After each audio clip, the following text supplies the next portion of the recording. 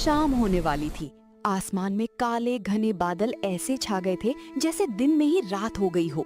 ठंडी हवाएं चल रही थीं और बिजली कड़क रही थी। राघव अपनी पुरानी लकड़ी की रेडी को धकेलता हुआ बाजार की तरफ जा रहा था। राघव बहुत गरीब था। उसके पास बस यही एक ठेला था जिससे वो मिसल पाव बेचकर अपना और अपने परिवार का गुजारा करता था। उसके घर की छत कच्ची थी जो हर बारिश में टपकने लगती थी। उसे डर था कि अगर आज तेज बारिश शुरू हो गई तो उसकी दुकान भी बंद हो जाएगी और घर की छत भी बह जाएगी। हे भगवान, आज बस बारिश ना हो। अगर आज मिसल नहीं बिकी तो कल तक सब खराब हो जाएगा और मेरा भारी नुकसान हो जाएगा। पहले ही कर्ज का बोझ है, ऊपर से घर में राशन का एक दाना भी नहीं बचा है। राधा इस उम्मीद में घर पर रास्ता देख रही होगी कि आज बाजार से कुछ पैसे लेकर आऊंगा तो घर का चूल्हा जलेगा और सब पेट भर खाना खा पाएंगे। अगर आज कमाई नहीं हुई तो कल सब भूखे रह जाएंगे। जैसे ही राघव ने बाजार में अपना ठेला खड़ा किया, वैसे ही आसमान से पानी की मोटी मोटी बूंदें गिरने लगी। देखते ही देखते मौसम और खराब हो गया और बहुत तेज मूसलाधार बारिश शुरू हो गई। रास्ते पर भगदड़ मच गई और लोग अपनी अपनी दुकानों के शटर गिराकर फटाफट अपने घर जाने लगे। तभी राघव ने बिना वक्त गवाए जल्दी से एक पुरानी और फटी हुई पन्नी निकाली और अपनी मिसल पाव के सारे सामान को भीगने से बचाने के लिए उसे चारों तरफ से अच्छी तरह ढक दिया। वो खुद तो सिर से पैर तक पूरा भीग रहा था और ठंड से कांप रहा था, पर उसे अपनी कोई परवाह नहीं थी। उसे तो बस चिंता अपनी मिसल की थी कि कहीं उसकी पूरी मेहनत और पूंजी पानी में न बह जाए। तभी वहाँ का एक आदमी रतन, जो छाता लगाए राघव के ठेले के पास से तेजी से गुजर रहा था, उसने राघव को इस हाल में रुककर देखा और उससे कहा, क्या पागलपन कर रहे हो तुम? होश में आओ। ऐसी आफत वाली मूसलाधार बारिश और तूफान में भला कौन बाहर निकलेगा तुम्हारी मिसल पाव खाने? पूरा बाजार खाली हो चुका है, सब अपने घरों में छिप गए हैं। तुम यहाँ अकेले भीग रहे हो। जिद छोड़ो और तुरंत घर जाओ भाई, वरना इस कड़ाके की ठंड और पानी में बुरी तरह बीमार पड़ जाओगे तो दवा के पैसे भी भारी पड़ जाएंगे। रतन भाई, हम जैसे गरीब इंसान को बीमारी से ज्यादा इस पेट की भूख का डर लगता है। बीमारी तो बाद में जान लेगी, भूख आज ही मार देगी। आज दिन भर से 1 रुपए की भी बोहनी नहीं हुई है। पूरा का पूरा माल वैसा ही पड़ा है। अगर इस मूसलाधार बारिश में खाली हाथ घर गया तो राधा को क्या मुंह दिखाऊंगा और उसे क्या जवाब दूंगा? वो तो सुबह से आस लगाए बैठी है। दोस्तों, आप लोग वीडियो तो एंजॉय करते हो, पर सब्सक्राइब बटन से दुश्मनी क्यों? इस मंथ हमें 1K सब्सक्राइबर्स टच करने हैं, तो प्लीज सपोर्ट दिखाओ। चैनल को सब्सक्राइब करें और कमेंट में अपना फेवरेट टॉपिक लिखें ताकि अगली स्टोरी हम आपकी पसंद की ला सकें। बारिश थमने का नाम नहीं ले रही थी और समय के साथ और भी ज्यादा तेज हो गई। राघव एक बड़े पेड़ के नीचे अपनी रेडी लगाकर खड़ा हो गया और बेबसी से बस आसमान की तरफ देखने लगा। उसकी आंखों से आंसू बह रहे थे जो बारिश के पानी में मिल चुके थे और दिल में परिवार के भूखे सोने का गहरा डर था। रात के पूरे 8 बज गए थे। काफी देर बाद बारिश थोड़ी धीमी जरूर हुई थी, लेकिन चारों तरफ अंधेरा और डरावना सन्नाटा पसरा हुआ था। पूरा बाजार पूरी तरह खाली हो चुका था। राघव ने अब भारी मन से सोच लिया था कि आज का पूरा दिन उसके लिए बेहद खराब गया और किस्मत ने उसका साथ नहीं दिया। अब यहाँ रुकने का कोई फायदा नहीं, चुपचाप घर लौट जाना चाहिए। वो हताश होकर अपना सामान समेट ही रहा था कि अचानक एक बड़ी सी आलीशान कार कीचड़ और पानी उछालती हुई तेजी से आई और सीधे राघव के ठेले के पास आकर जोर से रुक गई। उस चमचमाती कार का दरवाजा खुलता है और उसमें से एक साहब बाहर उतरते हैं। वो चारों तरफ देखते हैं और राघव के पास आकर कहते हैं, ओ भाई सुनो, क्या इस वक्त कुछ गर्मा गर्म खाने को मिल सकता है?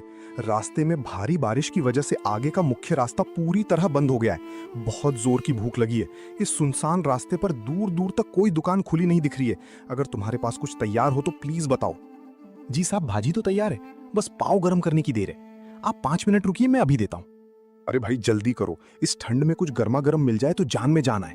राघव के मुरझाए हुए और हताश चेहरे पर अचानक एक नई रौनक और उम्मीद की चमक आ गई। उसने बिना एक पल गवाए जल्दी से अपना चूल्हा जलाया। कुछ ही देर में तवे से उठती गर्मा गर्म मक्खन और मसालों की लाजवाब खुशबू चारों तरफ के माहौल में फैल गई। उसने बड़े तवे पर मिसल को अच्छे से तैयार किया, उसे बिल्कुल गर्मा गर्म किया और पाव को मक्खन लगाकर दोनों तरफ से बढ़िया लाल होने तक अच्छे से सेका। कड़ाके की ठंड और बारिश के बीच उस थाली से गर्मा गर्म धुआं निकलती हुई मिसल पाव को देखकर उन थके हुए मुसाफिरों की भूख और भी ज्यादा बढ़ गई और उनके मुंह में पानी आ गया। जिसके बाद राघव ने पूरी फुर्ती के साथ तीखी चटपटी मिसल पाव की एक बेहतरीन प्लेट सजाई, ऊपर से फरसाण, कटी हुई प्याज और नींबू डाला और पूरी इज्जत के साथ साहब के हाथ में थमा दी। लीजिए साहब, गर्मा गर्म मिसल पाव खाइए। जैसे ही साहब ने उस गर्मा गर्म मिसल पाव का पहला निवाला अपने मुंह में रखा, स्वाद चखते ही उनकी आंखें खुली की खुली रह गईं। उन्होंने बड़े चाव से उसे खाया और बहुत खुश होकर राघव से कहते हैं, अरे वाह भाई, कमाल कर दिया तुमने। इस कड़कड़ाती ठंड और तूफानी बारिश के मौसम में ऐसी लाजवाब तीखी और गर्मा गर्म मिसल पाव खाकर तो आत्मा तृप्त हो गई। शहर के बड़े बड़े होटलों में भी ऐसा असली और हाथ का जादू जैसा स्वाद नहीं मिलता। तुम्हारी इस मिसल के तीखेपन और मसालों ने हमारी सारी थकान एक पल में दूर कर दी।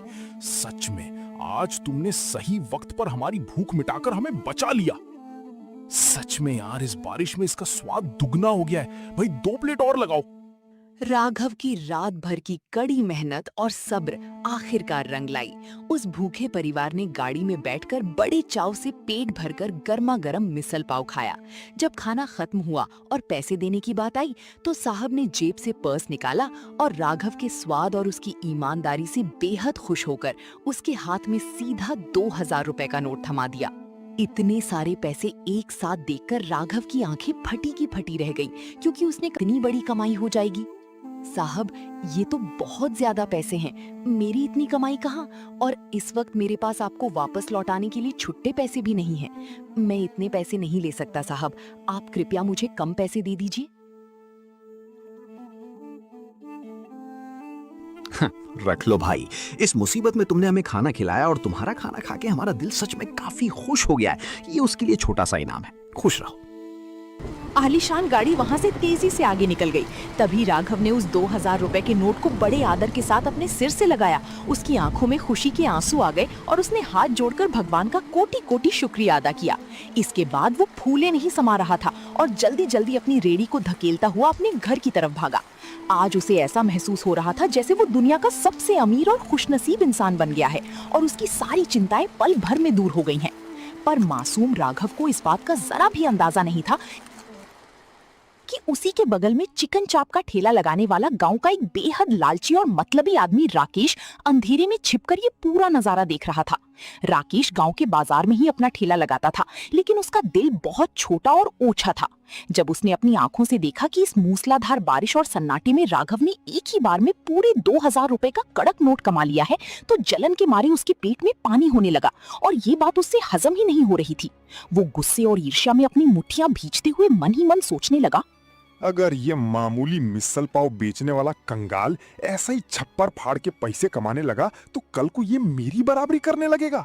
आज तक बाजार में मेरे चिकन चाप के आगे इसकी कोई औकात नहीं थी, लेकिन एक ही रात में किस्मत चमकने से ये खुद को बड़ा आदमी समझने लगा है। मैं इसे इतनी आसानी से आगे बढ़ने नहीं दे सकता। मुझे इसका ये बढ़ता हुआ धंधा और इसकी ये अकड़ हर हाल में रोकनी होगी, वरना ये कल को मेरे सिर पर आकर बैठ जाएगा। जिसके बाद राकेश ने गुस्से में लाल पीला होते हुए अपने खास चेले की तरफ देखा। ओए कालू, अपनी ये बड़ी बड़ी आंखें फाड़कर ध्यान से देख रहा है कि वहाँ क्या तमाशा हुआ है। देख रहा है कि कैसे उस मामूली से मिसल पाव वाले की फूटी हुई किस्मत रातों रात चमक गई। हम यहाँ दिन रात एक करके इस कड़कड़ाती ठंड में अपना चिकन चाप बेचने के लिए बैठे रहे, पर हमारी फूटी कौड़ी की भी बोहनी नहीं हुई। और वो कंगाल एक ही बार में शहर के बड़े बाबुओं को चूना लगाकर सीधे 2000 रुपए का कड़क नोट अपनी जेब में डालकर चला गया। अगर इसका ये धंधा ऐसे ही चमकता रहा तो ये कल को हमारे सिर पर चढ़कर नाचेगा। हाँ उस्ताद, देख तो मैं भी रहूं और मेरी आंखों से कहूं तो उस कंगाल के हाथ में वो कड़कड़ाता हुआ 2000 रुपए का नोट देखकर मेरा भी खून खौल उठा है। हम यहाँ अपनी दुकान सजाकर मक्खियां मार रहे हैं और वो मीसल पाव वाला किस्मत के भरोसे रातों रात अमीर बनने के सपने देख रहा है। उस्ताद, अगर ये ऐसे ही नोट छापता रहा तो बाजार में हमारे चिकन चाप के ठेले को कोई पूछेगा भी नहीं। आप बिल्कुल सही कह रहे हो, इसके पर कतरने बहुत जरूरी हैं। आप बस हुक्म करो उस्ताद, इस राघव का धंधा कैसे चौपट करना है और इसकी बढ़ती हुई औकात को जमीन पर कैसे लाना है, उसकी पूरी प्लानिंग मैं अभी कर देता।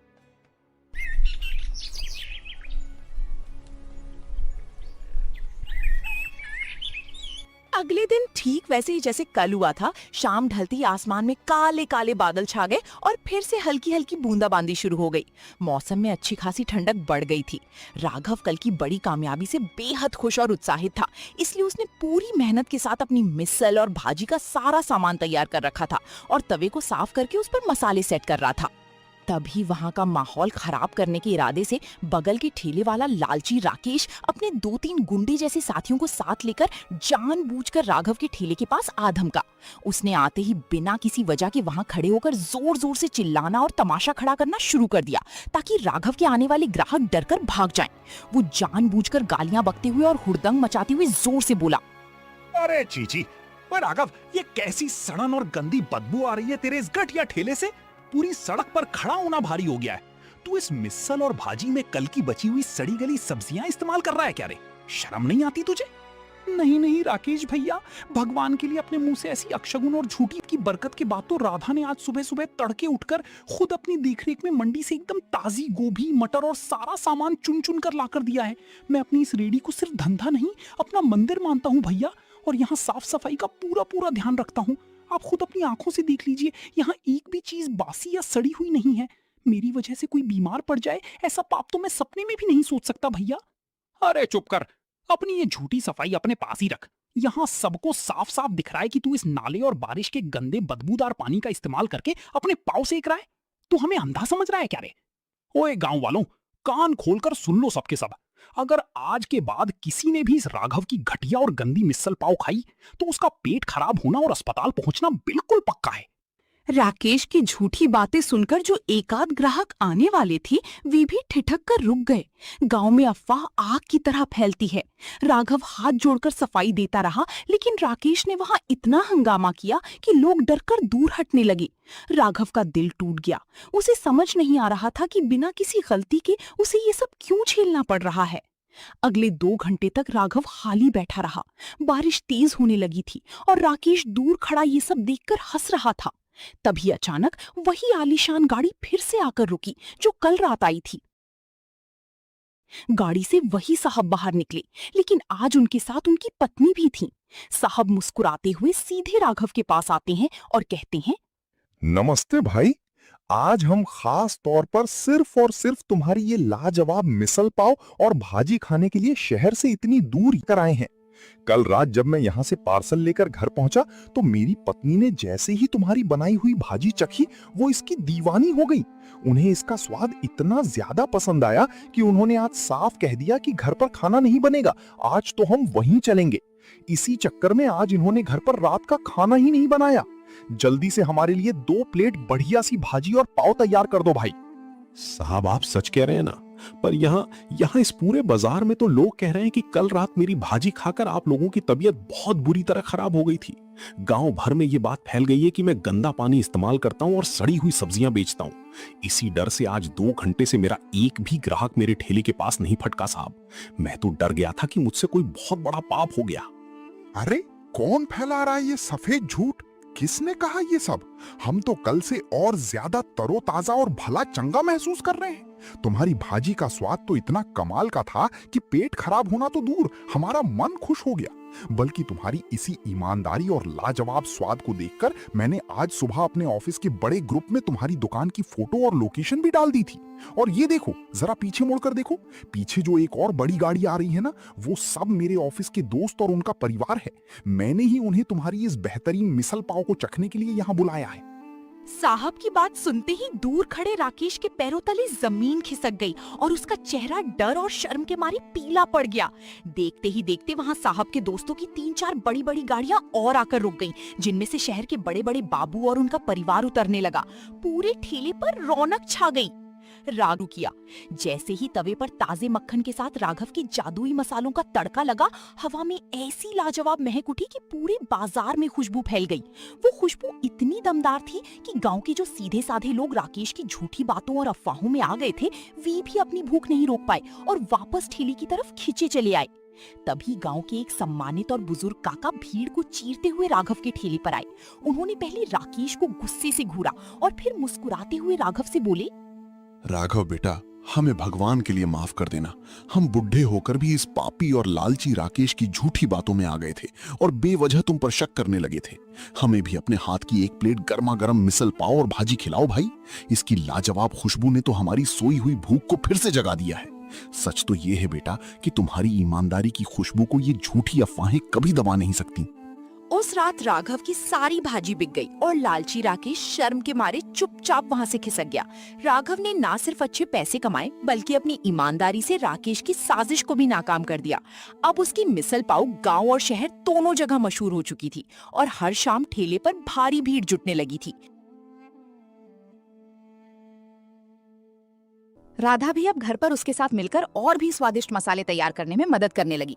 अब राघव का सपना बड़ा हो चुका था, लेकिन एक रात जब वो दुकान बढ़ाकर घर लौटा तो उसने देखा कि तेज बारिश के कारण छत से पानी टपक रहा है और राधा उसे रोकने के लिए जगह जगह बर्तन रख रही है। उस रात बिस्तर भीग जाने के कारण दोनों रात भर सो नहीं पाए। उसी अंधेरी और भीगी रात में अपनी पत्नी की तकलीफ को देखकर राघव ने अपनी जिंदगी का एक बहुत बड़ा फैसला लिया। राधा, अब बहुत हो गया। आखिर कब तक हम इस टपकती हुई छत के नीचे ऐसे बर्तनों की खनखनाहट सुनते हुए जागकर रात गुजारेंगे? भगवान की दया और हमारी मेहनत से अब हमारे पास कुछ अच्छे पैसे जमा हो गए हैं। मैंने पक्का मन बना लिया है कि मैं अब ये ठेला चलाना छोड़ दूंगा और बाजार में एक छोटी सी पक्की दुकान किराए पर ले लूं। वहां ना हमें इस कड़कड़ाती धूप और बारिश की चिंता होगी और ना ही किसी जलने वाले की साजिश का डर। अब हमारी ईमानदारी को एक नया और पक्का ठिकाना मिलेगा। राधा ने चिंतित नजरों से टपकती छत को देखा और अपनी फिक्र जताते हुए बोली, दुकान? पर राघव, उसके लिए तो बहुत सारे पैसों की जरूरत होगी। पगड़ी और एडवांस देने में ही जमा पूंजी निकल जाएगी। और फिर गांव के मुख्य चौराहे पर जहां सबसे ज्यादा ग्राहक आते हैं, वहां कोई दुकान खाली मिलना भी तो कितना मुश्किल है। कहीं ऐसा ना हो कि हम बड़े सपने के चक्कर में अपनी जमा जमाई बरकत भी खो दे। कोशिश करने में क्या हर्ज है भाग्यवान? तुम डरती क्यों हो? अगर एक बार अपनी पक्की दुकान हो गई तो इस कड़कड़ाती बारिश और आंधी तूफान में भी हमारा धंधा एक दिन के लिए भी बंद नहीं होगा। और सबसे अच्छी बात तो ये होगी कि शहर और गांव से आने वाले लोग आराम से छत के नीचे बैठकर इज्जत से खा सकेंगे। चौराहे पर दुकानें तो हैं।